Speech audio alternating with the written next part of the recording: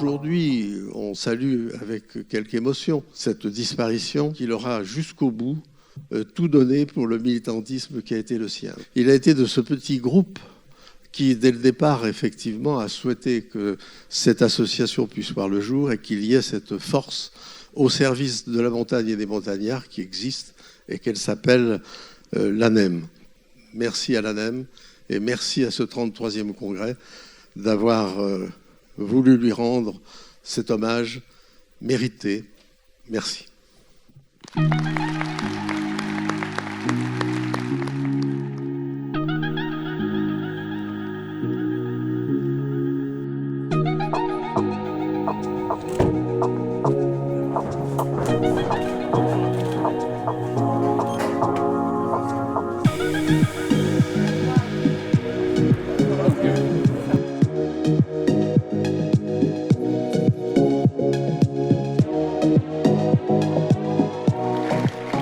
Mesdames, Messieurs, je crois que ce qui nous lie, c'est que nous sommes des militants passionnés comme l'était Robert de Caumont. Nous sommes des militants et quand les politiques ne sont plus des militants, alors ils ne sont plus des politiques, ils ne sont que des professionnels. Et au fond, ils perdent cette énergie, cette force, cette puissance qu'il nous faut conquérir à chaque fois, à chaque instant, dans nos combats, dans nos zones de montagne. Et le travail collégial que vous portez doit être, Madame la Présidente, Madame le Secrétaire Général, Mesdames, Messieurs, les élus entendus. Et c'est parce que nous ferons la démonstration qu'on est capable de vous entendre que nous ferons demain la démonstration que la confiance peut être retrouvée. Je vous remercie.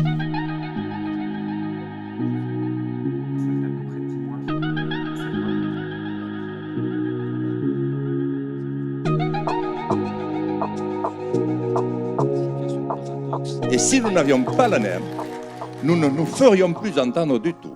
L'ANEM est vraiment importante pour nous. Pas spécialement parce que c'est l'association des élus de la montagne, mais pour le lien qu'il y a avec l'État, avec le gouvernement. L'ANEM est vraiment un porte-parole de nos préoccupations. En même temps, c'est un laboratoire d'échange d'idées. Nous faisons remonter du terrain un certain nombre de sujets qui nous tiennent à cœur sur l'organisation du fonctionnement des territoires, des collectivités. Je perçois au sein de l'ANEM tout ce travail qui se fait transversalement en passant par-dessus nos prises de position partisanes qu'on pourrait avoir les uns et les autres, ce qui est légitime, entre nous soit dit. Mais là, on arrive à travailler vraiment pour regarder l'avenir ensemble et en face. L'ambiance est toujours au franc-parler entre les pouvoirs publics et les élus de la montagne. C'est ce qui fait aussi la force du dialogue. Ici, il y a une éthique de courtoisie, de respect de l'autre, mais il y a aussi le côté on lâche rien, quoi. Pas parce qu'on est courtois que pour autant on oublie le combat qu'on mène et la cause qu'on défend. Alors je pense que notre sujet, notre éthique, c'est aussi d'être en réaction par rapport aux demandes qui sont faites pour qu'on accompagne des projets qui sont des projets de la vie réelle avec une vraie chance d'aboutir. On est pragmatique. Vous savez, les élus de la montagne, c'est d'abord les pragmatiques et ça tombe bien, c'est aussi notre état d'esprit. Ce qui m'a frappé aussi aujourd'hui, c'est l'inquiétude des élus face à le transfert de compétences et au assainissement et la GEMAPI. Donc là aussi, on est en capacité de les accompagner, notamment via Territoire Conseil, puisque nous développons des téléconférences, des journées d'information et des accompagnements sur le terrain pour les aider à s'approprier ces nouvelles thématiques. Vraiment, ce que le gouvernement, ce que le président de la République essaye de mettre en œuvre aujourd'hui avec l'ensemble des collectivités locales, avec l'ensemble des élus que vous représentez, c'est ce nouveau pacte de confiance. Et donc comptez sur nous pour porter haut et fort les valeurs des spécificités de nos territoires, notamment des territoires de montagne, et surtout apportons à toutes et tous l'ensemble des services qui permet de faire en sorte que la France soit une chance pour tous, où que vous habitiez, où que vous soyez, et quelles que soient les beautés de votre territoire. Je vous remercie. Je tiens à vous assurer plus que jamais que nous restons garants de l'esprit de l'ANEM.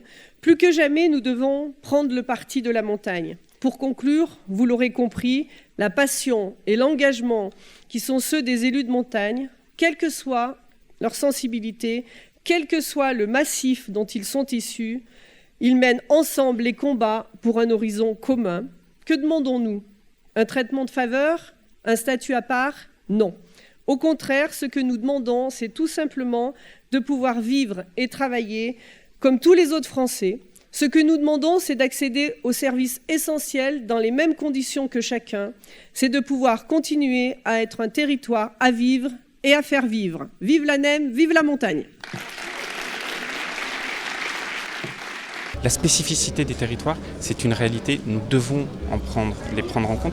Et d'ailleurs, depuis trop d'années, les politiques publiques ne partent pas suffisamment de ces spécificités du territoire. Vous n'avez qu'un Français sur deux, par exemple, qui a accès au très haut débit, le numérique. Ma responsabilité, c'est que d'ici 2020, tous les Français, où qu'ils habitent, puissent bénéficier de bon débit et en 2022 du très bon débit. Et je présenterai une loi avec Jacques Mézard au début de l'année 2018, la loi logement, dans laquelle il y aura énormément d'éléments facilitant le déploiement de la téléphonie et le déploiement du numérique.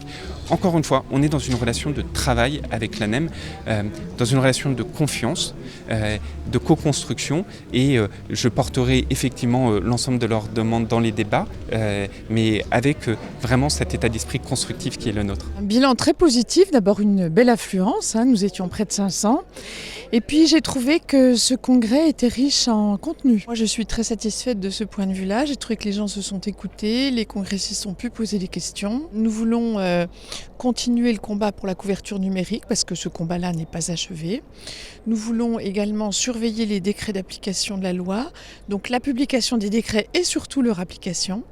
Et puis nous allons ouvrir le chantier de la préparation de la PAC 2020. En termes de reconnaissance de la NEM, moi je suis très satisfaite que 3 membres du gouvernement aient été présents.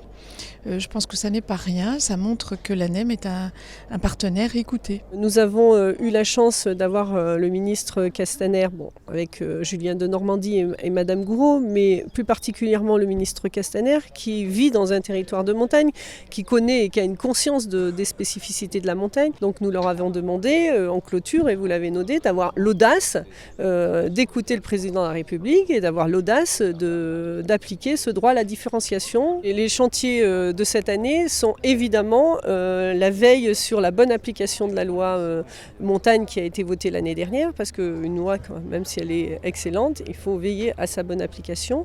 Et puis nous avons tous les sujets que nous avons évoqués lors de ce congrès, avec les motions qui ont été apportées par Madame la secrétaire générale, et il va falloir qu'on assure ce suivi et qu'on ait des actes face à ces motions. Donc ça, c'est notre combat. Et le deuxième, c'est de rassembler les nouveaux parlementaires autour de la cause de la montagne, parce qu'ils ne connaissent pas forcément cette grande famille de la montagne, et on était très heureux d'en avoir ici quelques-uns pour qu'ils transmettent à leurs collègues cette envie de nous rejoindre.